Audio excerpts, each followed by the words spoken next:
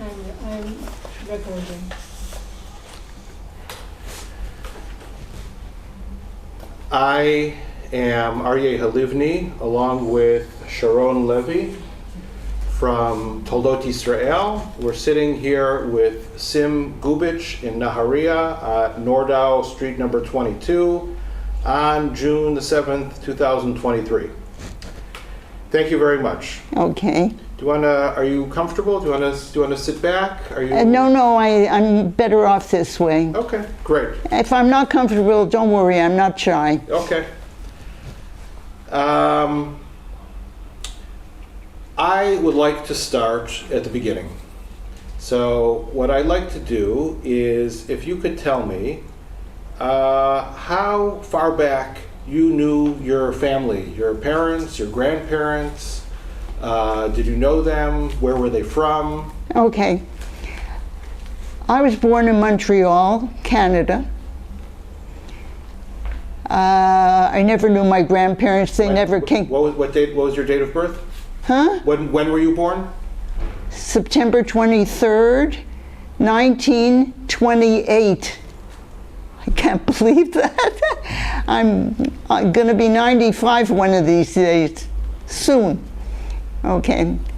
I grew up in Montreal, a very Jewish family, not religious, but very traditionally Jewish. I went to Yiddish school 5 days a week after regular school. I'm fluent in Yiddish. That was the language in the house. We went to, at that time, it was a hub for Jewish culture. All the plays, the musicals, and everything came to Montreal, and the prices were low, so that everybody came. And of course, I went to Yiddish school, Perishula, and graduated. I also learned Hebrew there. It was Hebrew and Yiddish. And there were no questions asked. You went to regular school, and then another 2 hours of, and all this walking, nobody took you. We didn't own a car, we were poor. Okay. What were your parents' names? Where are they from? What were their names and where were they from? My father was Levy, Pasternak, famous, but we didn't know the Pasternak. My mother was Doba Piatak. They met on a train in Poland. My father was recruited at the time, this was before World War I, during World War I. He was recruited. He was forced to work on the railway. My mother was traveling, and it was love, according to them, it was love at first sight. And they got married. My mother came to live in Lodz. And then after the war, I can't remember when they came to Canada, but there was my father had 3 siblings, and the oldest immigrated to Canada, and he brought his other, and of course saved their lives, because if they had stayed, they would have been in Europe during World War II. Why'd they go to Canada?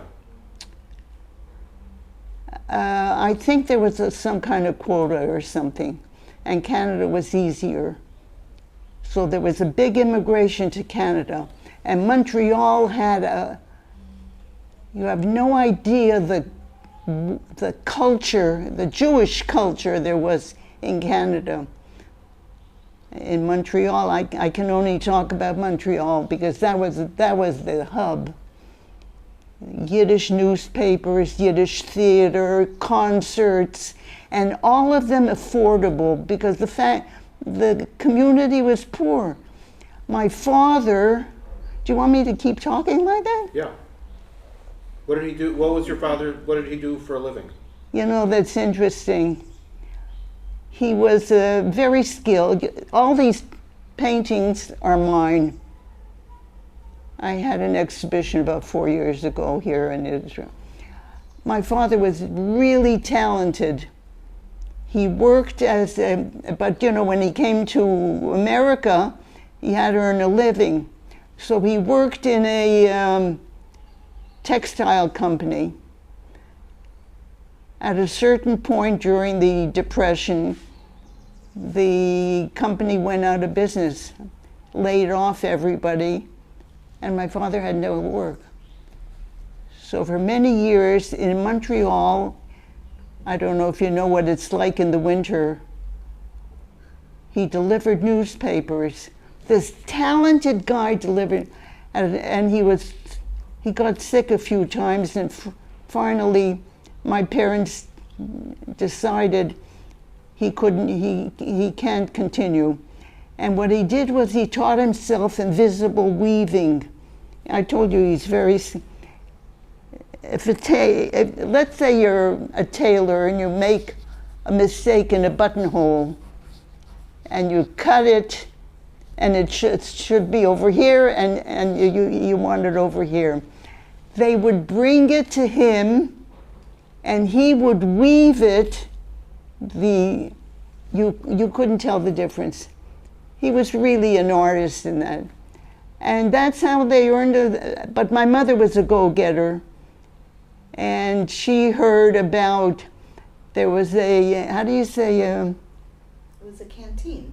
Yeah, there was a canteen in one of the factories, big factories in Montreal, downtown. And it was up for sale. This was a good deal. So they took my brother, who was 8.5 years older than I was. They took him out of school. At that time, it wasn't compulsory. So he was maybe in 9th grade or some 10th grade. Took him out of school, and he ran this canteen. And that saved them in terms of money. That saved them.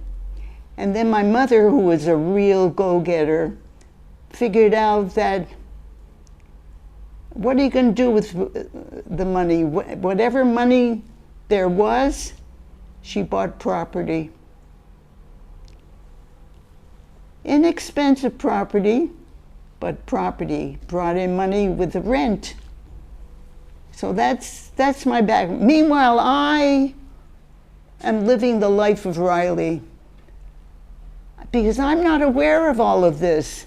What, you're the youngest, oldest? There were 2 of us in the family. My brother, who was 8.5 years older than I was. What's his name? Percy. Pesach. Yeah. He hated that Percy because, you know, but, you know, when he was registered for school, they asked my mother, what's his name? She says, Pesach. They wrote down, you know, the British were Chazak. So he never changed his name. So he was Percy Pasternak. A mechubad name, but I hated it until I married. And I went from bad to worse because the name I have, my married name is Goobich. So we used to kid about names. But I married rich. I married, you know, I'm not used to talking about myself like this. Okay. Let's take it, okay, you're growing up. I'm growing up. In Montreal. Very Jewish. Very, very, very Jewish. Very cultured. Did you go to shul? Yeah, it's a good question. Because you couldn't just go, you had to pay. So only for the high holidays, and only my father would go because there was not enough money for my mother. And then eventually they managed to get a seat because, you know, you had to pay. And they didn't have like somebody who can't afford it can pay. Religion It's interesting. I mean, we were like 150% Jewish, but religion was every Friday night candles with my mother, but that was it. We knew that Shabbat was different because the food was different, but there was no prayers or anything. My father didn't believe in it. My mother kept up the tradition. Was she a good cook? Was she a good cook? That saved us. That saved us.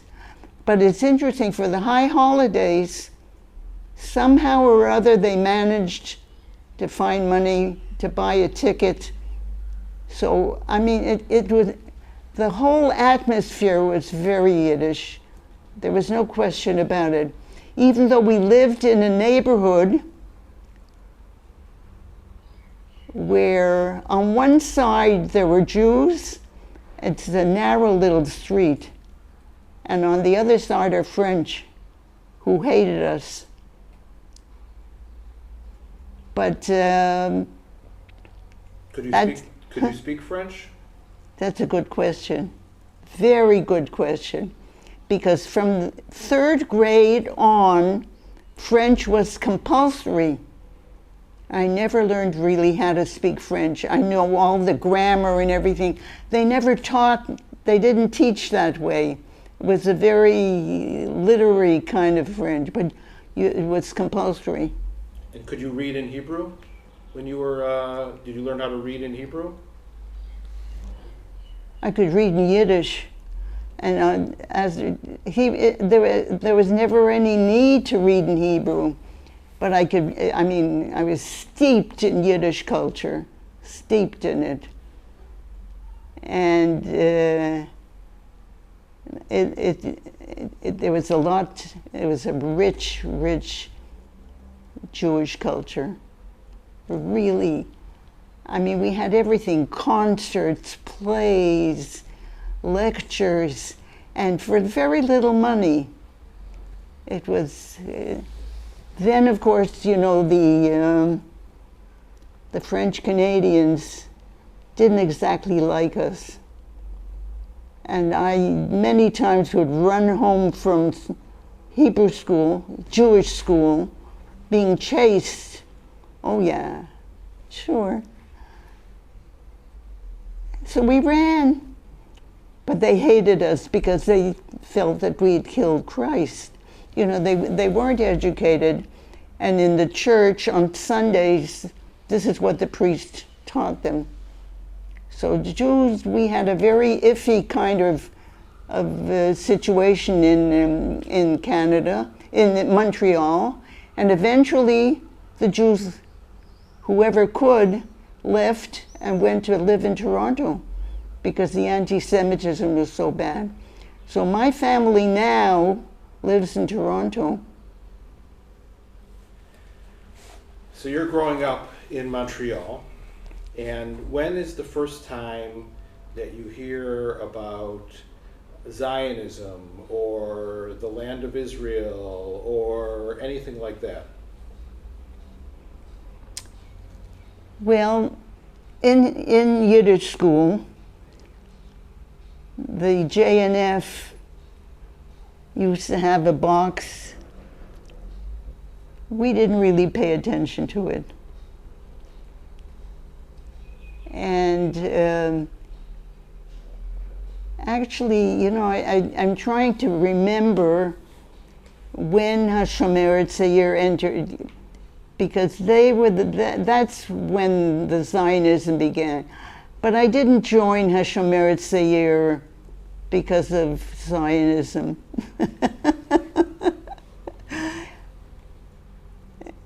My friends were there. I went, okay? I went. And it was a very important part of our lives. How old were you when you started? I must have been about 12 or 13. Because don't forget, I was very busy. I didn't really have that much time because going to Yiddish school took time. And I actually liked going because I like languages, and it was a real. We were wrapped in Yiddish culture. And the thing is, everything was made affordable because everybody was poor. So there were rich Jews, the Brahmins, yes, and they sponsored, or they donated a lot of money, But at a certain point, after I already left, my brother continued to live there, and then at a certain point, the anti-Semitism was just too much, and the Jews left en masse practically to Ontario, Toronto, and everything like that. By that time I was gone, because I left Montreal. I got married at 19 and a half. A marriage that lasted only 70 years. Yesh mashu baze. All right, before you get to that, Yeah. you're in school in Montreal, you go to high school, you're going to Hashomer Hatzair, and now the war breaks out. World War II, right? Yes, oh, that's interesting, yeah. So what do you remember about that? I'll tell you what I remember. My brother was just getting to the age where he would be drafted. And I remember, I was just a kid then. If he was 18, I was 10, 9 and a half. And I remember the discussions that went on. I mean, you know, I was concerned about my own thing. Is that the telephone? Oh, okay. But my parents were really worried that he would be drafted. Luckily, he was considered, they didn't draft him because he had a problem with his ears. If you go back to Europe, when he was a kid, when my mother was traveling on a train there, and he got an infection in his ears, and it affected his hearing. He could hear, you know, we could talk and he could hear. But that saved him from going into the army, because they exploited it. They got a doctor who, you know, who agreed to say, I don't know how they did that. There's certain things that are beyond me, but my mother was a real macher. She knew how to take 1 cent and make it into 50 cents, okay? My father was more artistic, more of a dreamer, hard worker, but my mother was the one who brought in the bacon. Without her, we would have been starving. Do you remember hearing about what was happening in Europe? And Yes. Don't forget that communication, newspapers and something, we didn't hear that much. And they heard sort of like this about what was going on in Europe. And of course they had family there. Whoever could get out, got out. But I know that my great-grandmother, my father's mother, and my father's father, they stayed in Europe. I don't think they ever found out what happened to them, but they never came. My mother didn't have any contact at all with. She had 2 brothers, very talented. One of them was a singer, and she never The communication stopped. And it's an interesting question, because they never really talked about it. They were so concerned with their, how to manage their lives. I mean, it was really, how to have bread on the table. And most of the family got out. There's an interesting little. My father had three siblings, a brother and two sisters. Three of them came to Canada.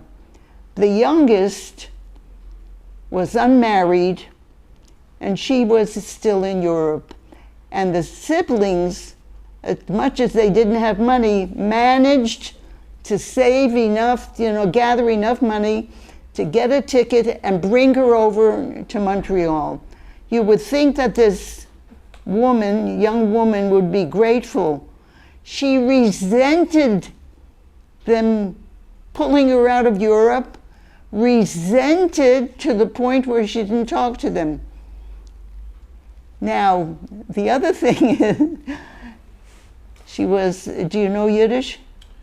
Very little. Chaval. She was an old maid, but there's a good expression in Yiddish. Okay, and I'll okay. He was, and to be unmarried is not a good idea. You need somebody, because in those days, you need somebody to support you. So the siblings got together and somehow found a shidduch. Okay? I'm sure some money passed. They arranged for this marriage. She married and then cut herself off completely from the family because she was angry at them for making worrying about her. She had a daughter with this man. He was a decent guy. I don't know what kind of life he had with her, but she had a daughter, and she cut off the daughter from the rest of the family. But this is typical of the kind of brogus and relationships that went on then. God, I'm talking like. Tell me about your husband. Where'd you meet him? Where was he from? He was from East New York. Wait, start with his name. His name is Dov Goobich. His real name is Bernard Goobich, but we were members of Hashomer Tzayir. And when we met, we only used our Hebrew names. We met in a summer moshava, summer camp.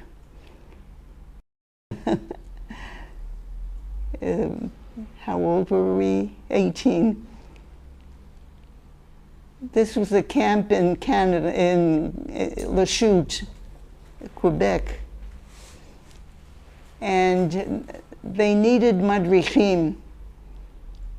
So they sent somebody from New York who, ima'af lemala. And it just so happened that we were madruchim of the same shichva, okay? And I thought he was a big snob. I mean, New York and everything like that, okay? But by the end of the summer, we were good friends, very good friends, to the point where we decided that I have to come to New York. Some of it is a little hazy. I wonder why. Anyways, he went back. When was he born? He's only 6 months older than I am. March 1928. In New York? In New York. Came from a decent family. they owned their own home. Do you know what that is? I mean, I married rich. Were his parents also immigrants? Sure, everybody was an immigrant. They came from Lithuania, I think, but they came before the war. And my father-in-law was a real go-getter, a real go-getter. And he started in Europe, he knew, he was in the schmata business. And when he came to New York, he started his own business. Here's a guy who doesn't even know English really very well, started his own business. You know, on the East Side, had people working for him, yelled at them in Yiddish. And he, when I came into the family, this was for me, they were rich. I mean, they owned their own home and everything like that. As far as family life, it's interesting about the Yiddish part. Yiddish, they tried more and more to be American. Like his mother would speak to them in English. His father kept up the Yiddish, and then he only spoke to them in Yiddish. When I arrived, I was amazed that they're speaking English, because I was so used to Yiddish. It's interesting about the Yiddish culture and how different it was from Montreal to New York. In Montreal, we were like, I keep repeating the word, steeped in Yiddish culture.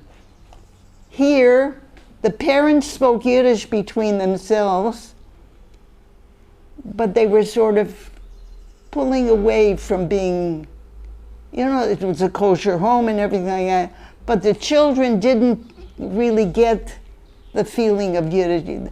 My mother-in-law, was a Zionist. So that when we eventually, in 1948, decided to come to Israel, she was all for it. My parents, for them it was like, I think they must have mourned the loss of their daughter.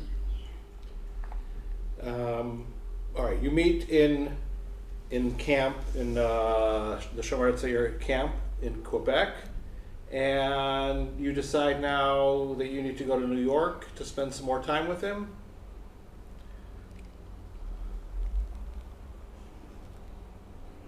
Do I have to tell you the real story?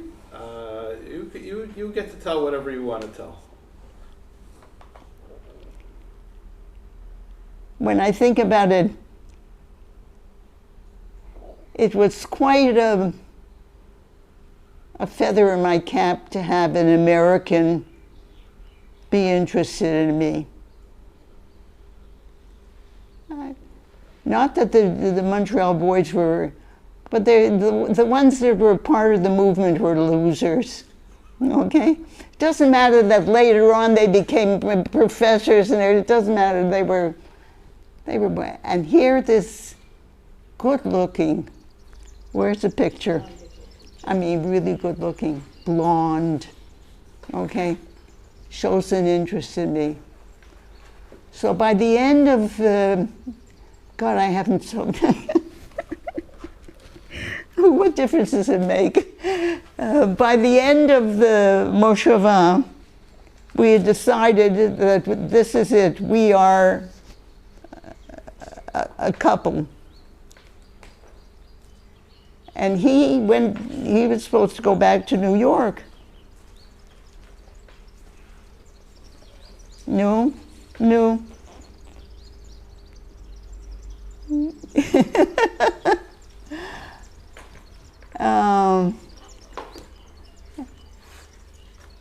But we decided that we had to be together. You know, I've talked about this. I wrote a note to my parents,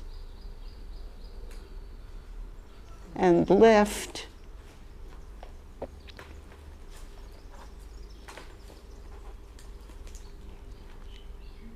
You know this. I wrote a note in which I tell him where I'm going. And the shande, because we weren't married, I went with Dove to New York. I come to New York, I see where he's living, and I'm thinking, oh my God, I can't believe this. His parents accepted me, even though we weren't married or anything like that. For my family in Montreal, it was devastating. My father had a heart attack.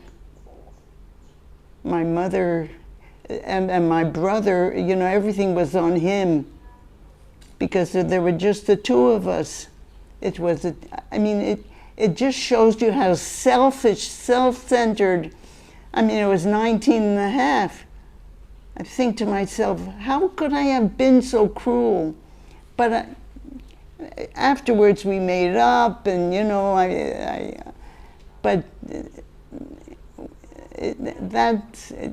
that's what happened. And then I went, and we went to New York. I lived in his parents' house because they had their own home. We shared a room. Parents didn't. And finally, March 13th, 1948, we got married. Then my parents breathed a sigh of relief. Legitimate. I was 19 and a half, and the groom was 20, Bikoshi. And his parents had a sign, because at that time, men could not get married until they were 21. Can you believe all of this? Wow. But they met me, and yeah. רגע, רוצים משהו לשתות?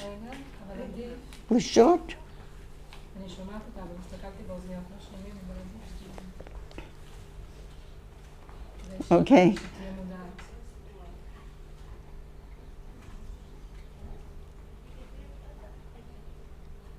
אריה, להפסיק את זה, או בסדר. Why? Because you can hear Karen. It's okay. It's You know, but you know, no, why am I asking? It's interesting, because I'm wearing hearing aids and I can't believe that my hearing is deteriorated that much. No. It's very faint. It's very Yeah. faint. So you get married. Your where did you get married? In New York or in Montreal? Got married in New York. My parents came, this was a big deal. They came to New York to get, and we were married in Brooklyn. And the rabbi had a Brooklyn accent, so it was so funny for me to hear him speak. Because, you know, at that time, the New Yorkers had a very, very distinct accent. Anyways, my parents came to New York with my brother. This was a big deal. And then, less than 2 months later, we went on Aliyah. 1 second. Were you studying anything at this time? Were you in school? Was he in school? No. You know, in those days, it wasn't automatic that you went to university. In Montreal, I graduated at 16 and a half because that's what you do. In order to go to university, besides money, there was a quota system for Jews. So you couldn't just go to university. Eventually they had another university, and you know, things opened up. But anti-Semitism was rampant. Dove, my husband, came from a family with money. He could have easily gone to university. But this was the time of the state of Israel and everything, and his mother was a real Zionist. And then we got married, and let's see, a month and a half later, we went, because we had to help found the state. Take me through, I want to understand how somebody, even if they're interested in Israel or Zionists, decide that they're going to make Aliyah. Oh, well, we were both members of HaShomer Tzair. Okay, were there a lot of people from HaShomer Tzair that were going to Israel, Palestine? Well, you couldn't just go because you had to, you had to get a visa and everything. It was not that easy.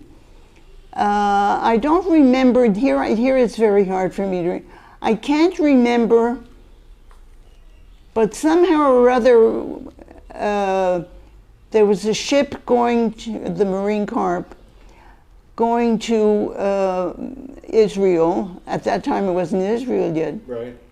Well, but before that, let's say November 29th, 1947, the United Nations vote. Yeah. Where were you? Montreal. You were in Montreal. I didn't even know my husband then.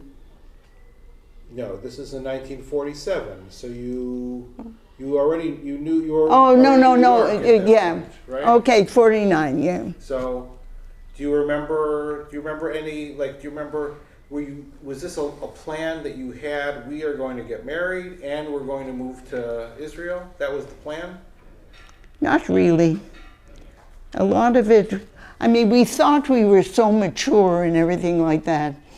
But the thing is that when the Aliyah started and people, could go to Israel, and this is part of HaShomer Tzair,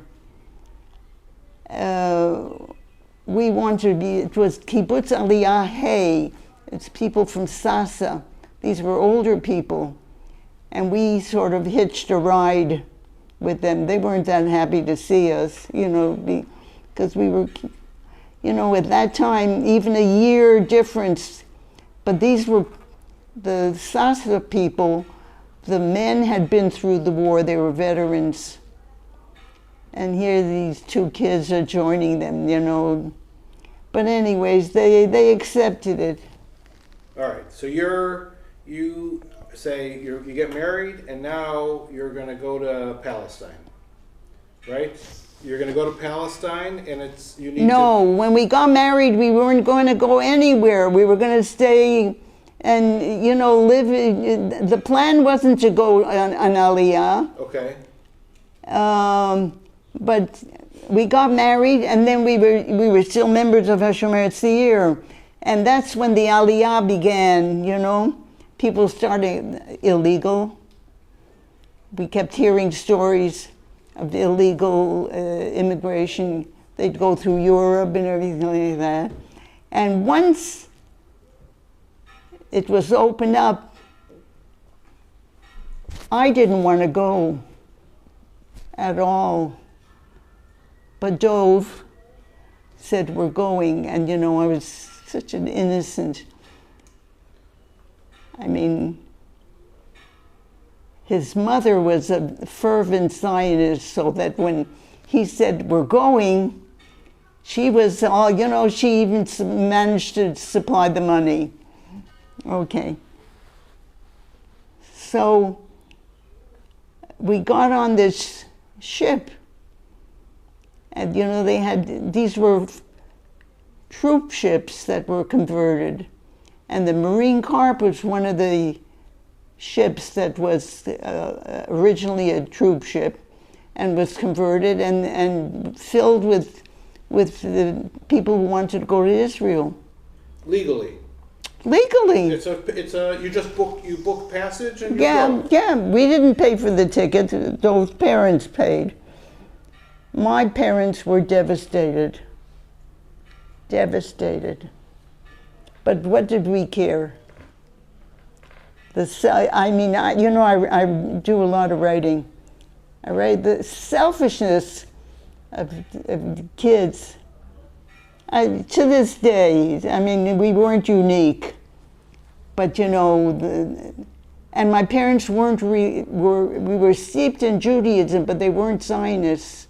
In other words, they didn't think, Israel is, whereas Dov, his mother, she worked, raised money, so that when they heard that we wanted to go to Israel, they gave us the money. Did you know anybody else that was going? Well, it was like a garin, and it was the garin of Sasa, Kibbutz Sasa. They were older than us. They didn't exactly welcome us with open arms, but here we are on the ship with them, and we were accepted. The experience on the ship was really in the Marine Corps. Did you know people before you went that would be on the ship, or you just met them on the ship? There was one couple that happened to be from Montreal, but they were older, so, the only connection was Montreal. They ended up also, they were going to Sasa. They left early. Do you know their names? Yeah, Sifkin, Ziv, Nahum, and Shifra Ziv. They ended up, that's an interesting little side story. You want to hear? I do. I'm going to interrupt a second. According to what my father wrote, Nahum is the one who did the fake visas. Fake visas where? For them Yeah, these were fake visas. Oh yeah, I forgot to mention that. Oh, tell me about that. Yeah, these are fake visas. Yes, actually it's connected with the man that I'm talking about, Nahum Ziv. Yeah, these were forged visas.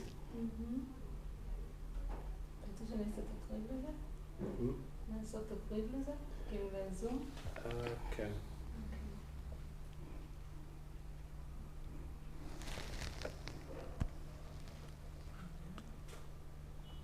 אולי נצלם אותם אחרי.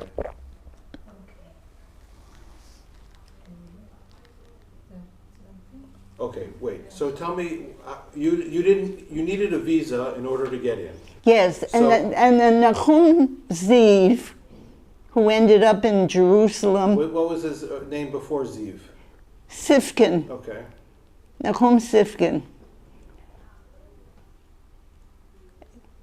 His job in the movement was to forge visas. Listen, it was a big deal.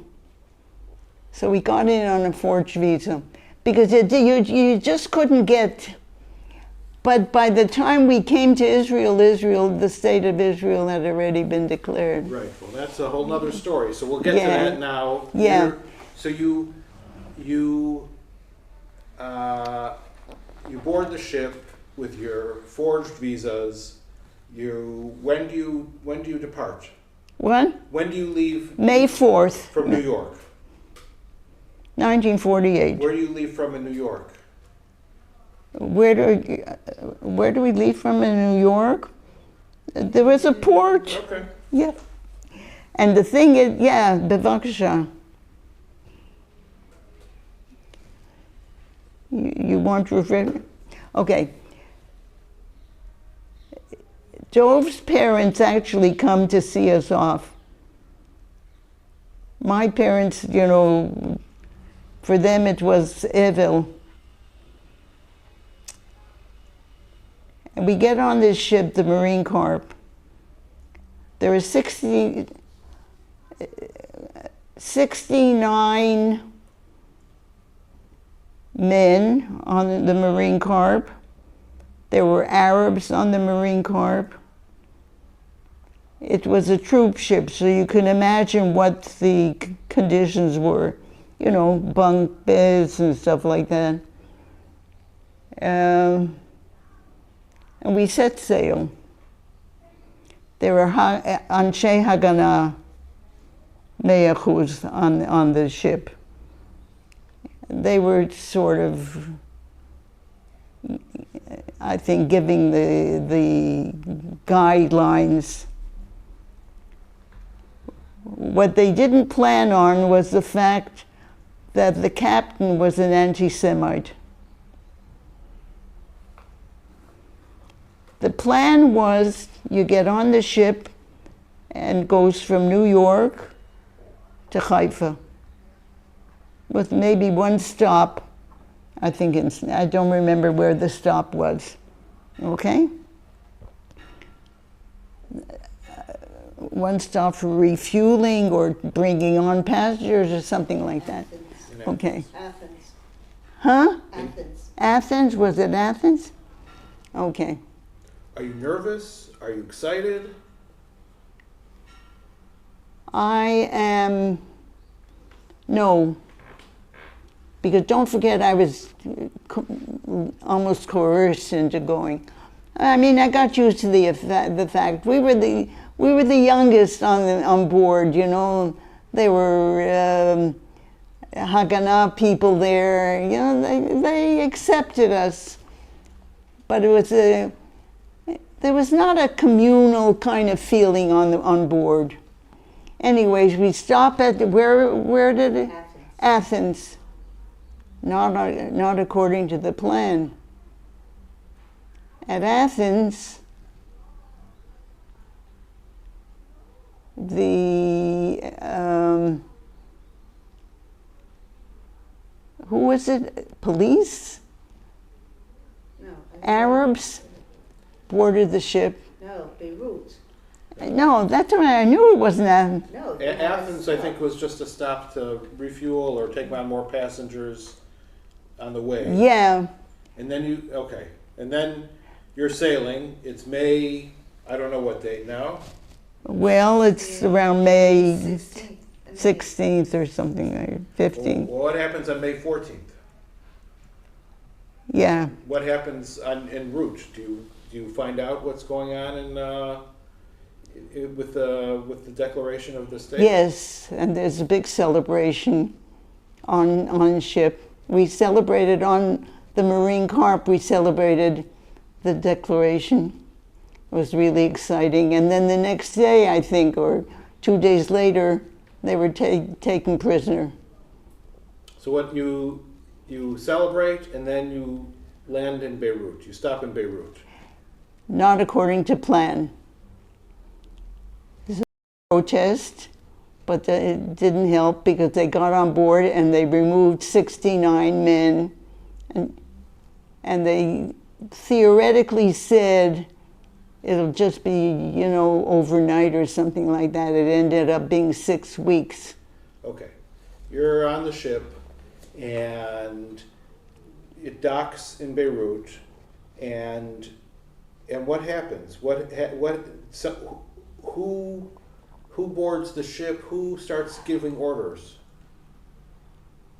It's fuzzy here, but I think they were Lebanese, Arab soldiers, Lebanese, get on the ship. The captain was definitely not pro-Jewish. The original plan was to go straight. We weren't supposed to dock. So the Haganah people protested. But the protest didn't, because there were guns, you know, they were armed. Anyways, they get on the ship, and there's negotiations, and they agree to let the ship go, but they want all the men removed. All the men that are on the ship, or all the Jewish men that are on the ship? Jewish. All those headed for Palestine. But the women were stayed behind. Now, Okay. Some of you, or most of you, are American or Canadian citizens. Yes, and what they did was they actually, the men, most of them were American or Canadian. I mean, this was a really illegal thing to do, okay? But in those days, communication, who knew? And we were like one day away from Tel Aviv, from Haifa. So when we got to Haifa, so your husband is one of those 69 people, yes, and he gets taken off the ship. and he's taken off the ship, and they didn't take anything with them even. Okay, he's taken off the ship, and communication wasn't what it is today. Nobody knew what was going on, and it was supposed to be like just overnight or something. Anyways, the women refused to let the captain go on, but he didn't really pay attention to us. So the only recourse left for us was that when we landed in Haifa, we would let the world know what happened.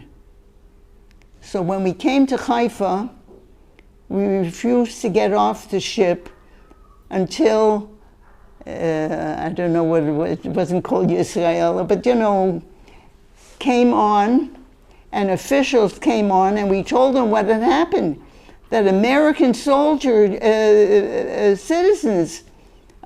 and Israelis were taken prisoner, and they're in Lebanon, in Baalbek. Until then, nobody knew. When we made sure that everybody knew, then we agreed to get off the ship. This was in all the newspapers. Do you have? Yeah. What? And let me just add one thing. Just think of our families. Well, the only news they get is from the newspaper. And they see this, and they see this picture, wait, you'll see. Maybe it's here. Yeah.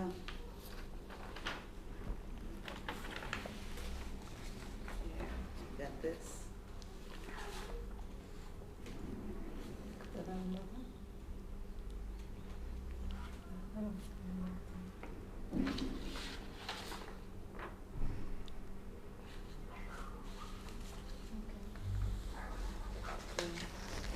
This also.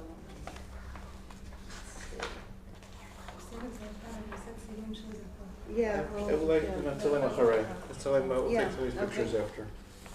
Okay, so now, are you?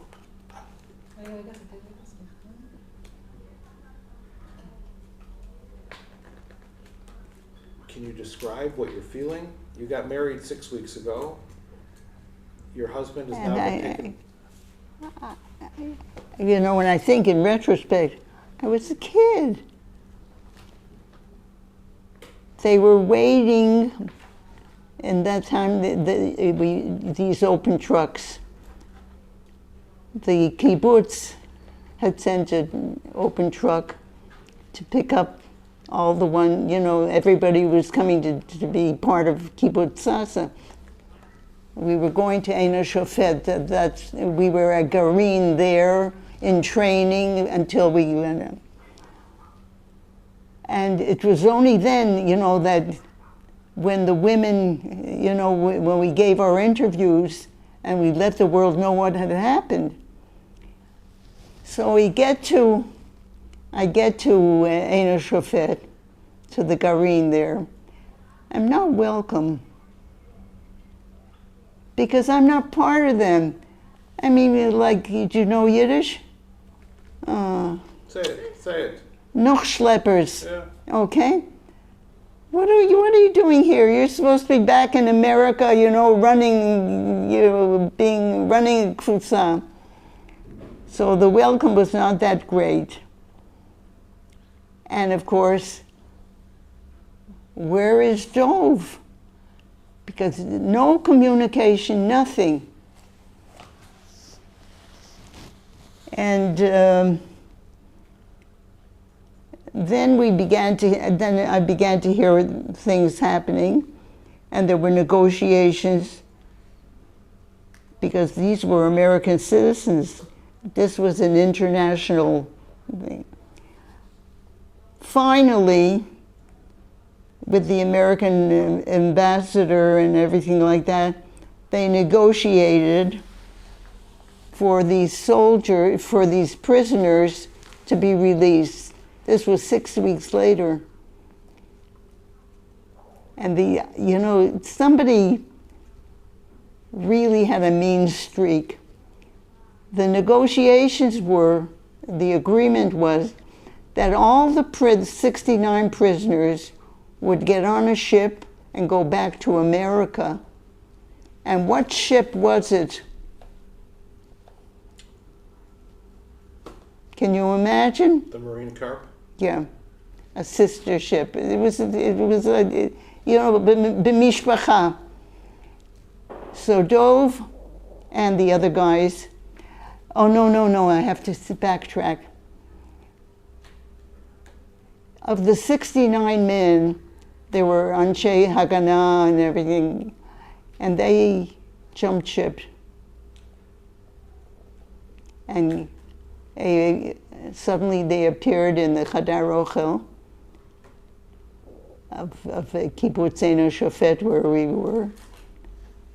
And I see them, I recognize them from the ship. And I'm like looking, there's no dope. They said, we jumped ship. The rest went back to America. This is after they were released? Yeah. Okay. Because they were all supposed to go back to him. When Dove got to New York, his parents, he got in touch with his parents. They they bought him a plane ticket. Well, coercion. And the mother was very Zionist, the father wasn't, but he had the money. Anyways, they bought him a plane ticket and he flew back 6 weeks later. I hadn't seen or heard from him. And one day, I'm working in the Midbach, naturally. In walks my husband. Crazy times. Crazy times. But that's it. Anyways, this husband of mine, as I said, we were married 70 years. We were babies when we got married. So that's the story. He died 5.5 years ago. 6 years. I have a bunch of questions. I have a whole bunch of questions. Yeah. Okay. What can you tell me about what they were doing for 6 weeks in Lebanon? What was their... that's a good thing. It's a good question. Because they were mostly going crazy. Because they were in together.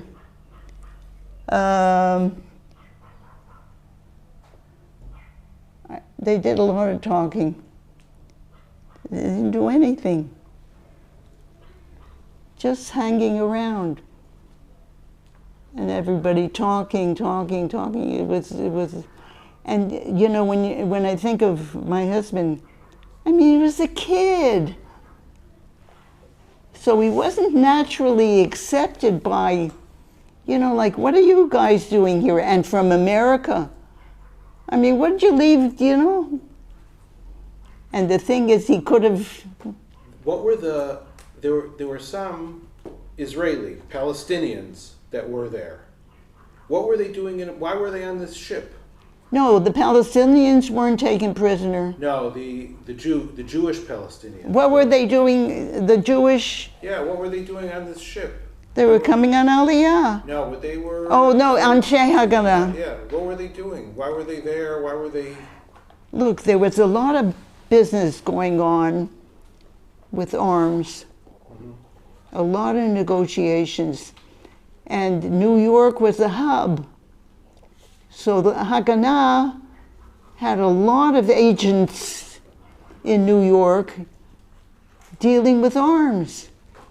I mean, where did all the neshek come from? They were, this is what they were working on.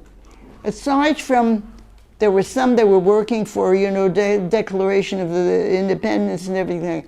But arms was very critical because they knew that the war was going to break out. Were some of them learning to operate radar? Were some of them getting trained with radar? I don't think we had radar at the time. I don't think so. The other women who were allowed to continue, did you have anything to do with the women that came, or only the ones that went to Ein HaShofet? No, that's interesting. Each one, once we got to Israel and we were sort of gathered, those who went in, we never had contact with them. A lot of them were refugees, had gone through the war. They were older, They had relatives who came and picked them up and everything like that. But they didn't go to kibbutzim. They went to big cities. They had families who picked them up. What's that? It's your alarm clock, something. Oh, Karen? Karen, you have to take a pill? My hearing is really going. Stopped. Wow, this is a real, more than anything else, I'm shocked by, it could be in my room. Wow, this is a shock.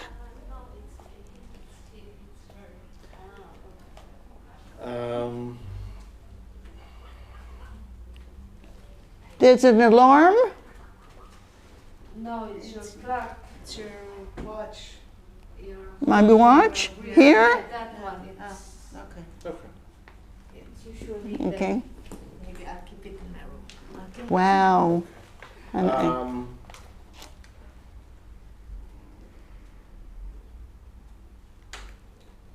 We interviewed 4 other people who were on this ship. Okay? I'll tell you their names, Okay. and I'll tell you other names, and you can tell me if you remember anything. One was from Montreal, Yes. David Sidorsky. He became a professor, but he was originally from Montreal. Sidorsky? Yeah. How old is he?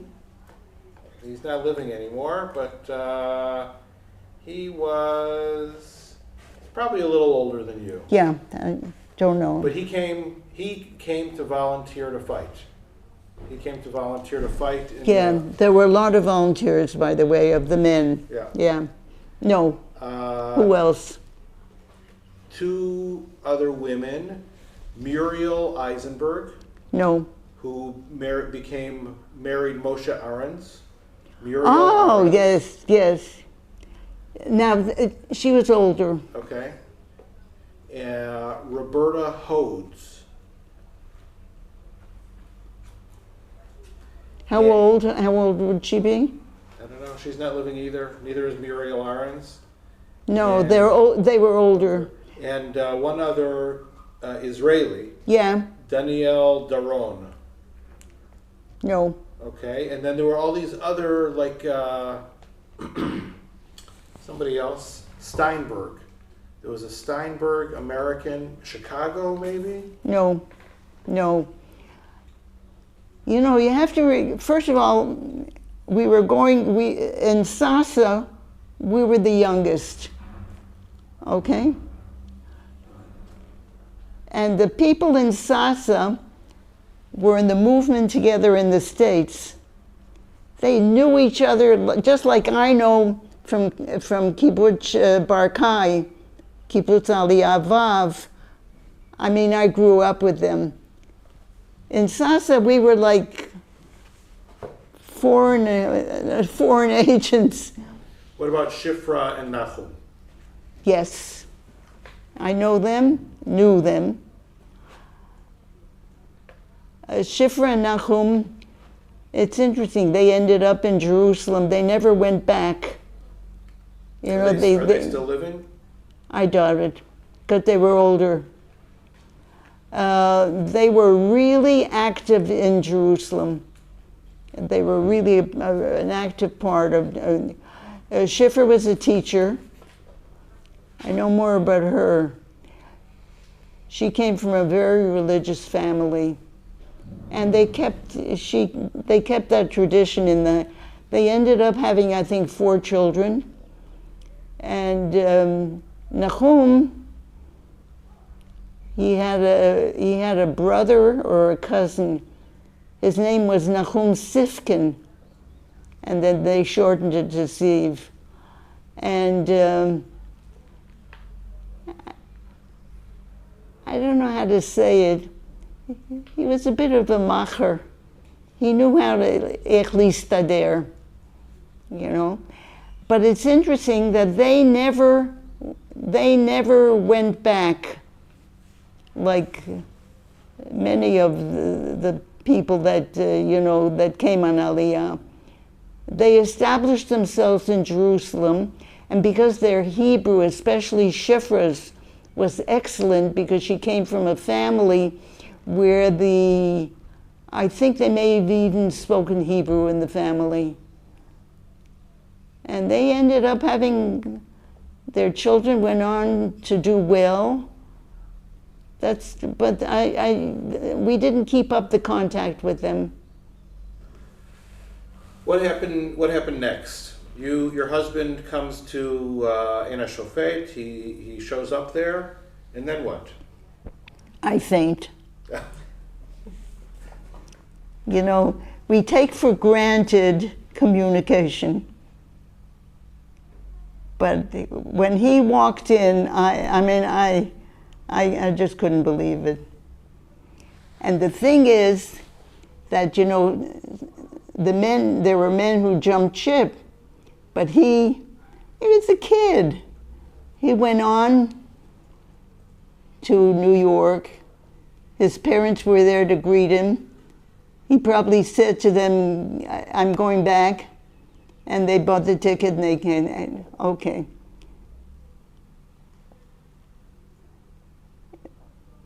When we were together, it was a problem adjusting to kibbutz life and to being accepted because we were younger. It's so funny. The difference was maybe 2 years. What's 2 years? It's nothing. I mean, here I'm 94. I mean, 90, I had an exhibition. It seems like yesterday, you know? Okay. So, I just lost my train of thought. What was the question? This is the first time now that you're living, like, your life is getting started. You got married, a few weeks later you get on a ship. You have this crazy thing happen to you. Yeah, and now you're together for the first time in Shofet. I was the one to push to come back to live in America. I didn't like living in the kibbutz. I didn't like the resentment. I could feel the resentment, and I didn't like people telling me what to do, you know, determining my life. And Dov, you know, we were newlyweds. He agreed too. So how do you get back? Well, money, parents. They were only too happy though. Although his mother, you know, she would have liked us to stay. So we came back to New York. Dov worked. When is that? 1950. 1950. 1950. 2 kids just with high school education. Dov worked. He was very good with his hands. So he got a job right away, and I worked as a sort of secretary or something like that. And we didn't start a family until maybe 2 years later. And we were living in a basement apartment in Brooklyn. But it was ours. Then at a certain point, we decided that Dov should go on to university. He was an excellent, a really good student. And in New York, they have City College.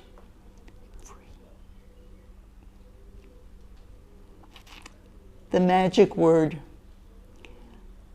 But he didn't do it the easy way, of course, because we still had to eat. So he worked and went to school at night. Meanwhile, I'm raising, kids. I'm not working. At a certain point, we joined a synagogue, and wait, no, I'm mixing things. Oh, that's Columbus. I'm mixing things. Oh, I can't believe this. I am shocked. It happens to everybody. It happens to everybody. I mean, that's terrible. Where am I? Dad went to night school. Dad was Dov was an excellent student. He worked during the day and went to school at night. It was only in the last year that we decided enough is enough. He'll get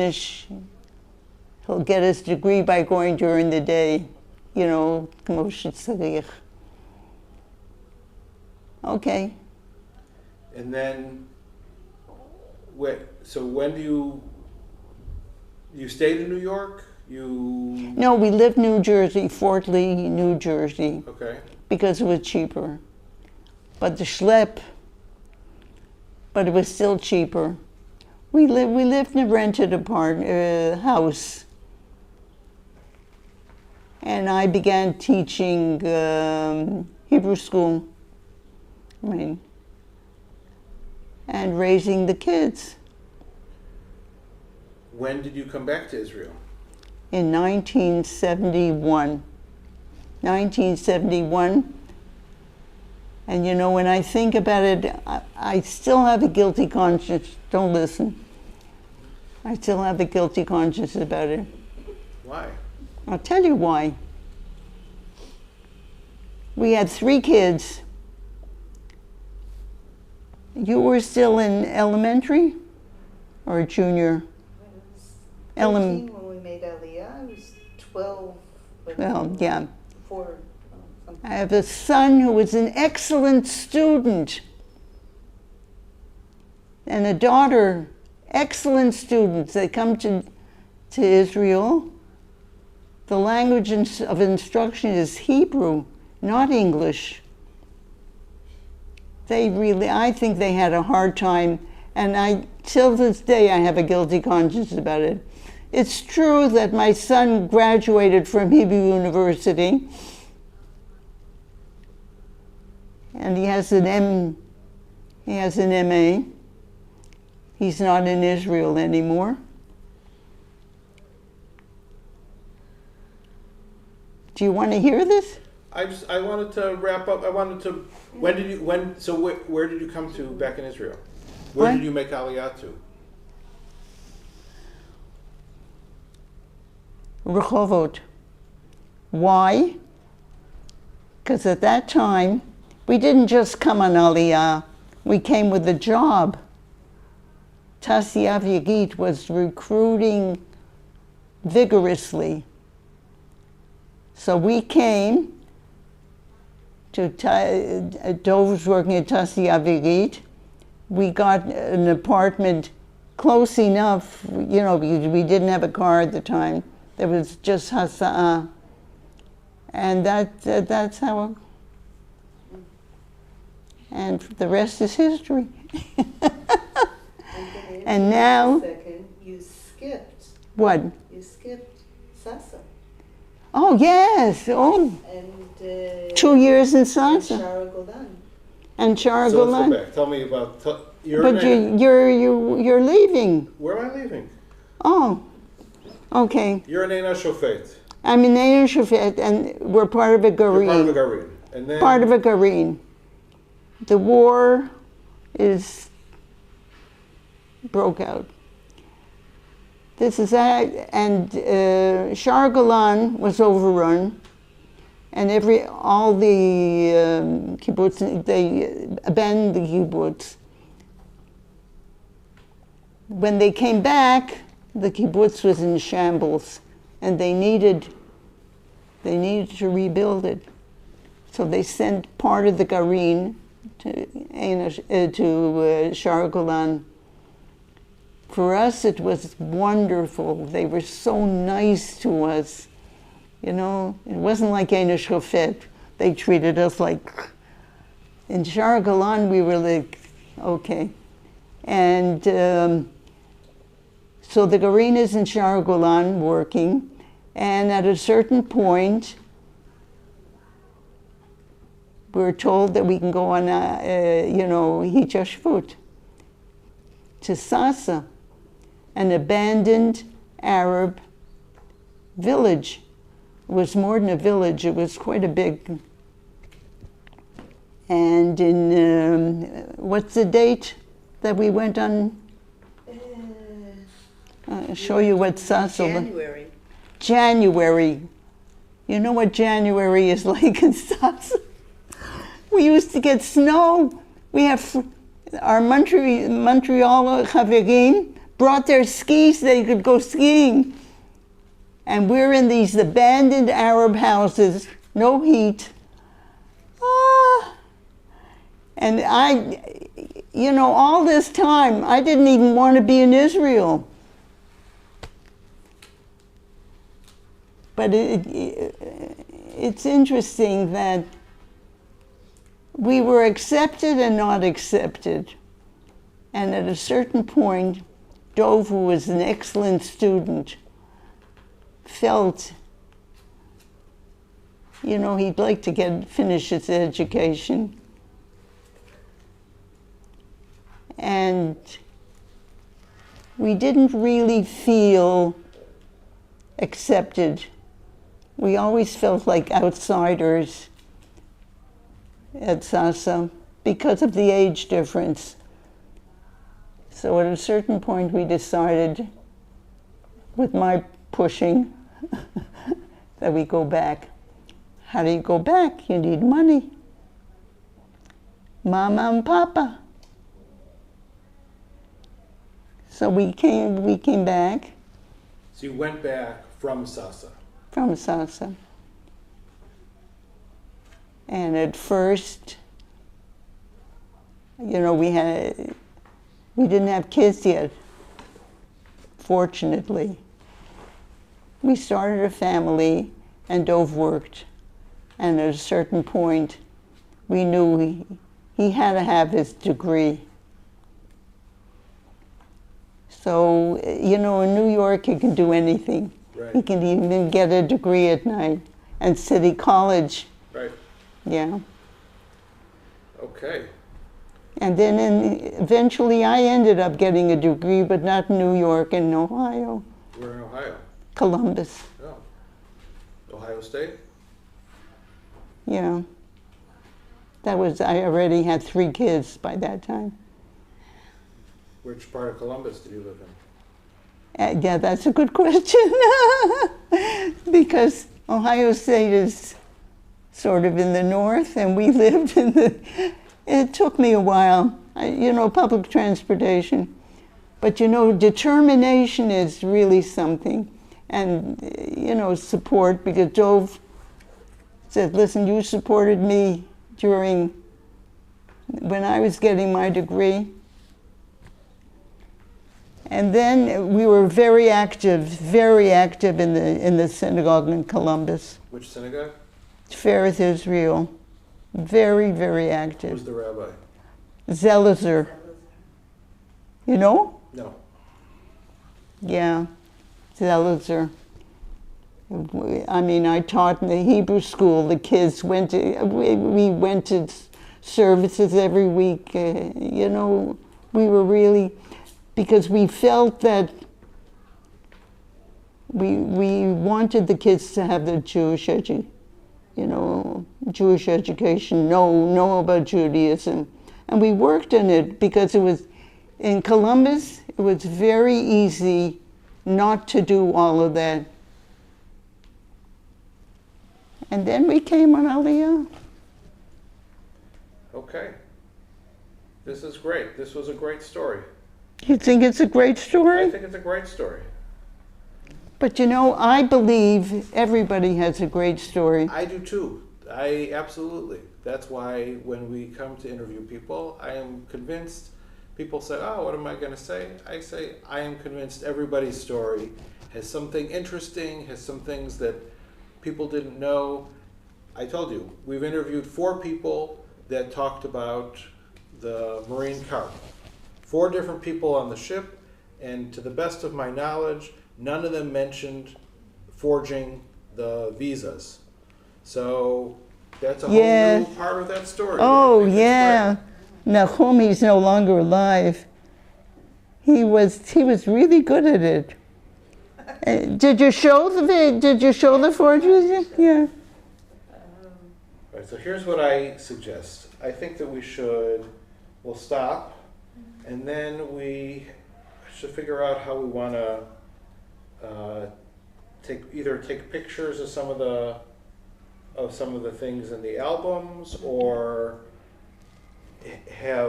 you'll film the album and Sim will explain what's in the picture, or I don't know. What do you think's the best? You could stop for now. That's what was... Wait, what is this Bronx War vid? Move your finger out of the way. Oh, What? I'm reading upside down. Uh, Oh, my eyes.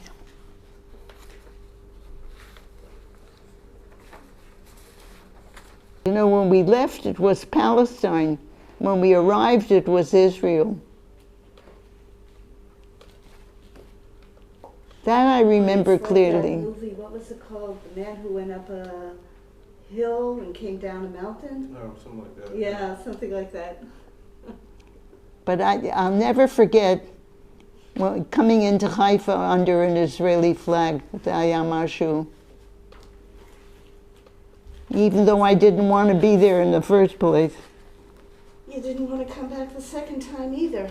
Kibbutz Barkay wasn't ready to make Aliyah, so they made Aliyah ahead of time. I mean, I would have been ready. The Sochnut or the... You can open it.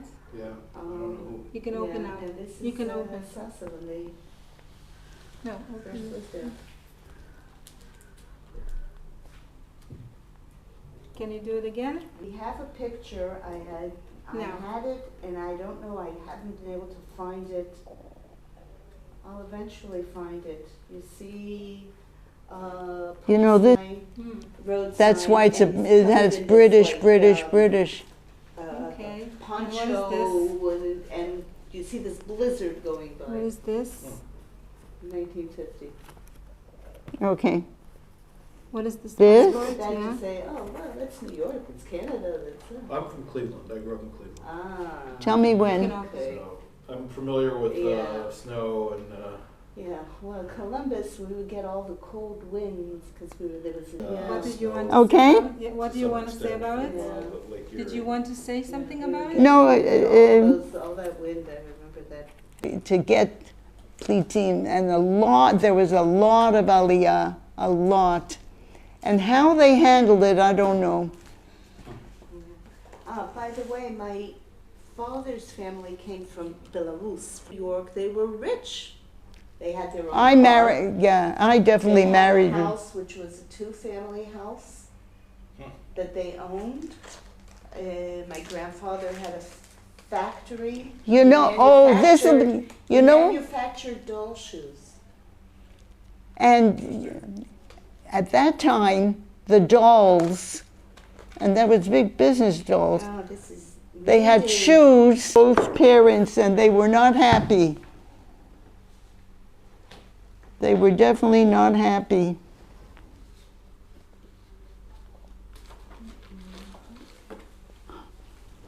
That's the marine carp. Had we known.